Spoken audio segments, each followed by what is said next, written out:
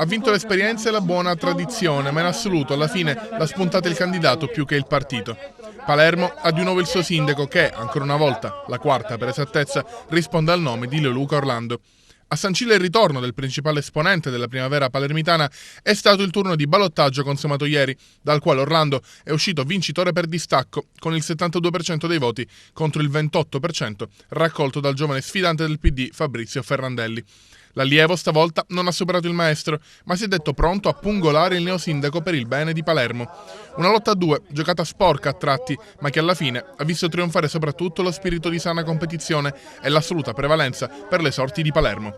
Una festa a metà quella di Orlando, superata dal profondo lutto che in questi giorni ha toccato non solo Brindisi e l'Emilia, ma tutto il paese. Non c'è nessuna esultanza, non c'è nessun motivo di esultare, perché credo non ci sia da esultare in questo momento per rispetto a quello che è accaduto a Brindisi e che potrebbe ancora purtroppo accadere nel nostro paese, lo dico con grande preoccupazione, e per rispetto anche al terremoto di Modena e Ferrara, e vorremmo essere vicini alle popolazioni di quelle città, a conferma del bisogno di Palermo di essere dentro fino in fondo i sentimenti e i valori di questo nostro paese. Questi risultati vanno letti intanto come una risposta a una città con un'amministrazione in ginocchio, con un bilancio fallimentare, una città diventata invisibile, una città dove la regola è stata in questi 10 anni l'appartenenza e non certamente la competenza, una città piagata che deve trovare in se stessa le ragioni per riprendersi. Credo che il risultato elettorale, la partecipazione e il mio consenso